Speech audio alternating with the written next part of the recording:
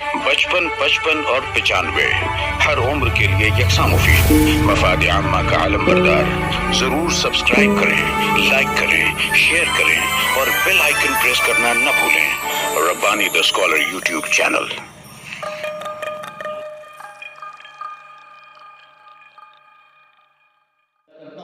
آئیے اس موقع پر میں چاہوں گا کہ پہلی تقریر پیش کرنے کے لیے ڈاکٹر اقبال برقی صاحب مائک پہ تشریف لائیں اور اپنی تقریر پیش کریں.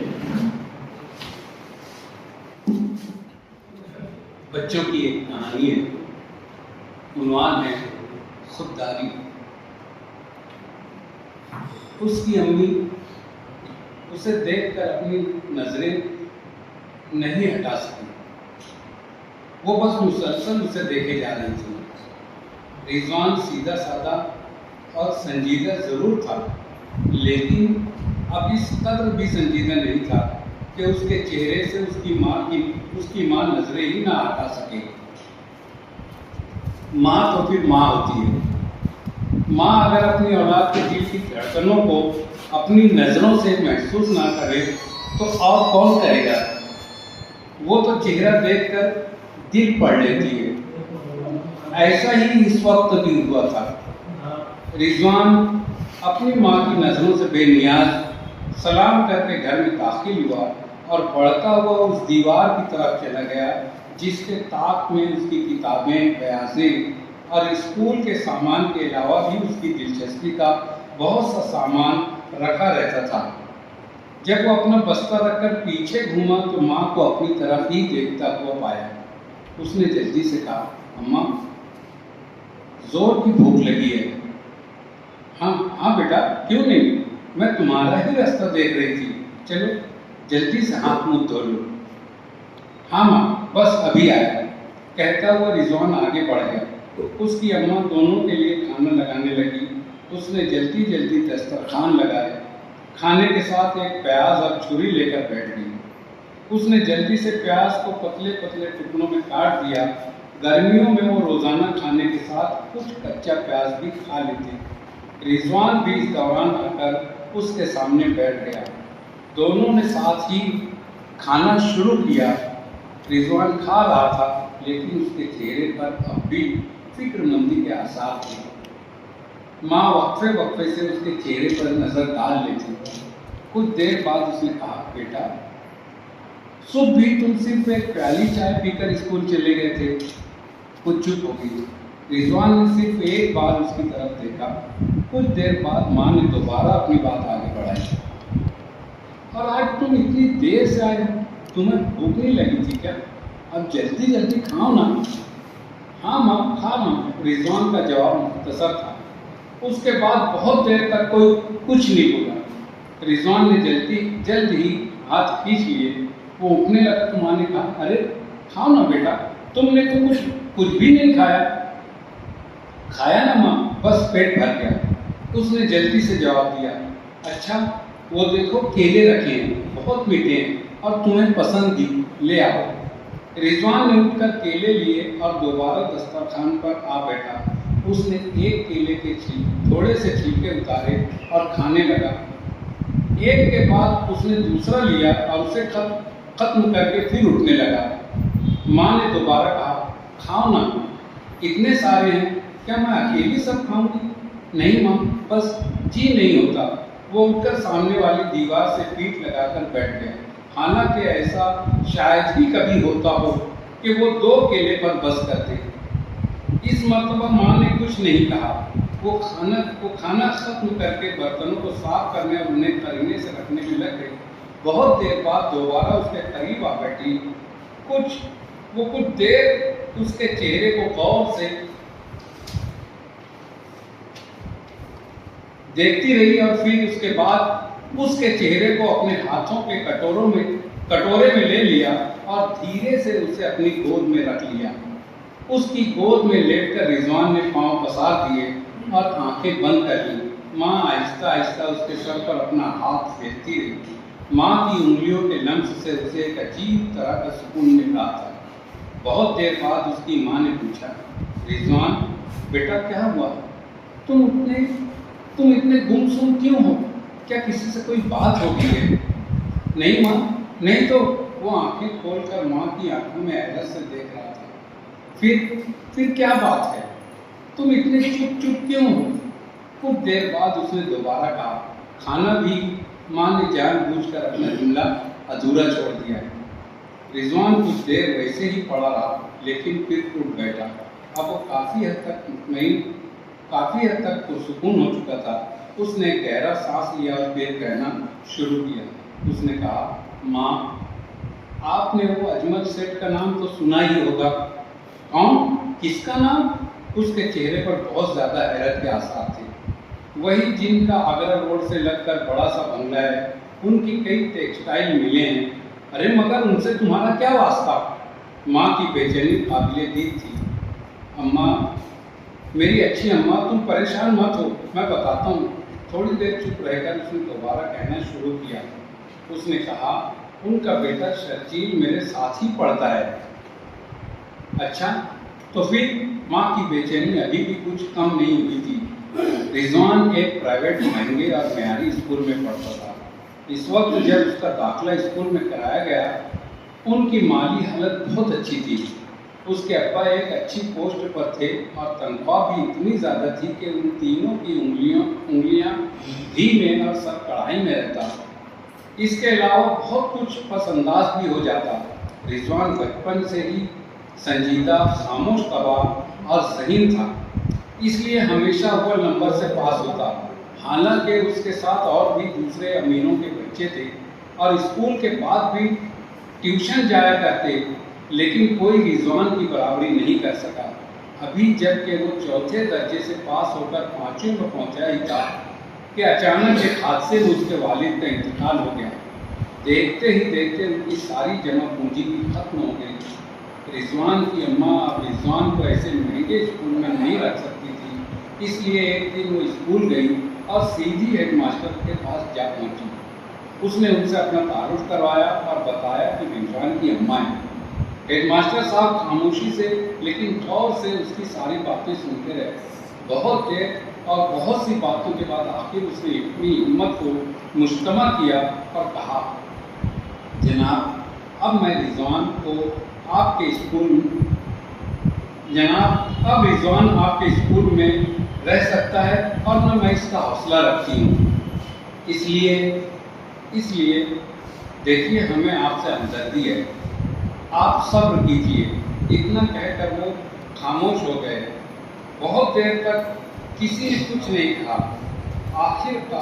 آخرکار رضوان کی اماں نے ہی اس خاموشی کو توڑا اور کہا، میں چاہتی ہوں کہ آپ رضوان کسی سستے سرکاری اسکول میں پڑھ لیں۔ اب اس کی تعلیم کی کیا گارنٹی؟ وہ چپ ہو گئی۔ کچھ دیر بعد اس نے دوبارہ کہا، اور اب وہ کب تک پڑھے گا؟ میں دوسروں کے گھروں میں کام کر کے اسے کیا پڑھا سکوں گی؟ دیکھیے محترمہ، آپ رضوان کی تعلیم اور اس کے خرچ کے متعلق فکر چھوڑ دیں، وہ یہیں رہے گا اور کہیں نہیں جائے گا۔ انہوں نے کہا، مگر کیسے؟ اس کے اخراجات کیسے پورے ہوں گے؟ میں بے بس ہوں۔ آپ بے فکر رہیں، ہمارے پاس ایسے انتظامات ہیں کہ اس پر کوئی بوجھ نہیں آئے گا۔ ہیڈ ماسٹر صاحب نے کہا، آپ کا بہت بہت شکریہ، لیکن میں نہیں چاہتی کہ وہ کسی کا احسان مند رہے اور یہ بوجھ اسے ساری زندگی اٹھانا پڑے۔ ایسا بالکل بھی نہیں ہے۔ کچھ ایسی اسکیمیں ہیں جن کا وہ فائدہ اٹھا سکتا ہے، انہوں نے سمجھایا۔ اس طرح انجام کا وہ مطمئن ہو گئی اور رضوان اسی اسکول میں رہ گیا۔ لیکن یہ بھی ایک دقت ہے کہ اس کے والد کے ایک امیر دوست نے ہیڈ ماسٹر صاحب سے کہہ کر سارا خرچ اپنے ذمے لے لیا تھا۔ اس نے بہت زور دے کر ہیڈ ماسٹر صاحب سے کہا تھا کہ یہ راز ہی رہے، کیونکہ دونوں ماں بیٹے بہت خوددار ہیں۔ ہیڈ ماسٹر صاحب نے اپنا وعدہ نبھایا اور رضوان کی تعلیم جاری رہی۔ تو شرجیل سے کیا بات ہو گئی؟ ماں کی بے چینی کم ہونے کی بجائے بڑھتی جا رہی تھی۔ ماں، شرجیل کے گھر پر آج کباب بنے گی۔ وہ چاہتا ہے کہ دوسرے دوستوں کے ساتھ میں بھی اس کے گھر جاؤں۔ اور رضوان خاموش ہو گیا۔ اس کی اماں کے منہ سے ایک طویل ٹھنڈی سانس نکلی اور اس کے چہرے کا تناؤ یکایک ختم ہو گیا۔ تو تم کیا چاہتے ہو؟ माँ ने पूछा, अम्मा आप बताएं, आप क्या चाहती हैं?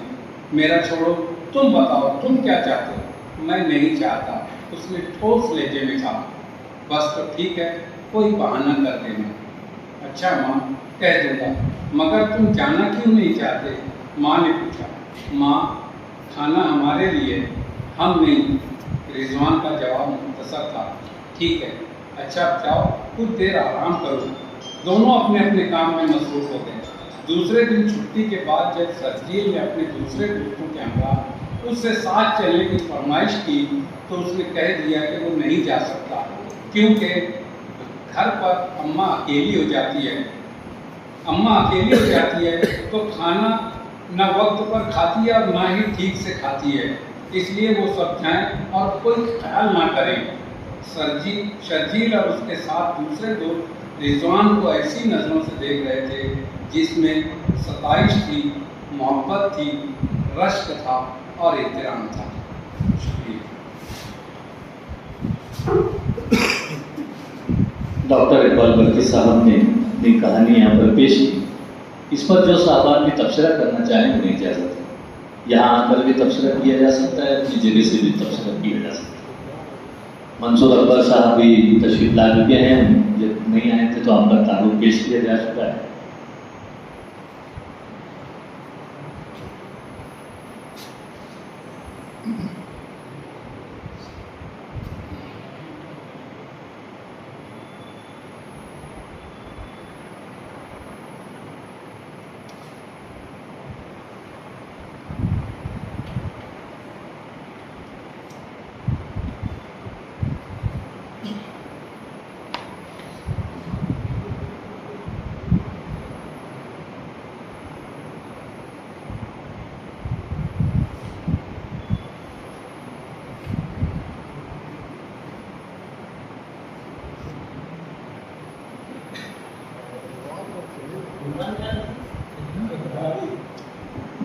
खुददारी उन्वान से अपनी कहानी यहाँ पर डॉक्टर इकबाल बल्कि साहब ने पेश की और उसमें जिस अंदाज से उन्होंने माँ और बेटे के ताल्लुक़ को यहाँ पर बयान किया, तो वो जो हसासियत और वो जो खुददारी नज़र है इस कहानी में, वाकई में उन्होंने जिस अंदाज से उसे पुरोया है, तो मैं अपनी जानिब से मुबारकबाद पेश करता हूँ। एक सबक आमोज़ कहानी का आपकी इस लिस्ट में इजाफा हो।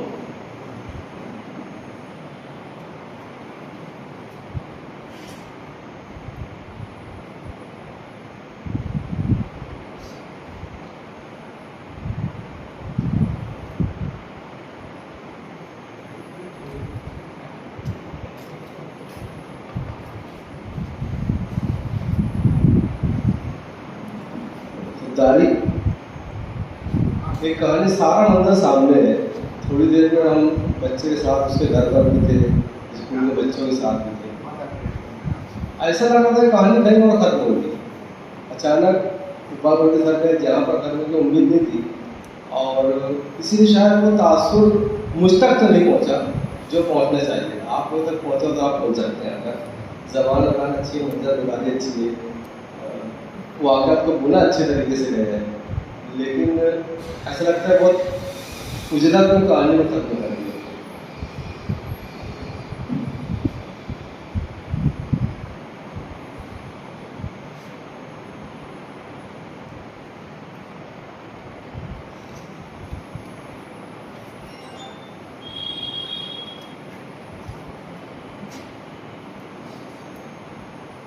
आइए दूसरे कलमकार की जानिब हम चलते हैं। दूसरे कलाकार के तौर पर हमारे बोर्ड पर भी आप इसे आने के मोहतरम डॉक्टर मुबीन नज़ीर साहब, मैं उनसे गुजारिश करता हूँ कि यहाँ तशरीफ लाएँ और अपनी तकलीफ पेश करें। मोहतरम डॉक्टर मुबीन नज़ीर साहब। पचपन और 95 हर उम्र के लिए यकसा मुफीद मफाद आम्मा का आलम बरदार। जरूर सब्सक्राइब करें, लाइक करें, शेयर करें और बेल आइकन प्रेस करना न भूलें। Rabbani the scholar YouTube channel.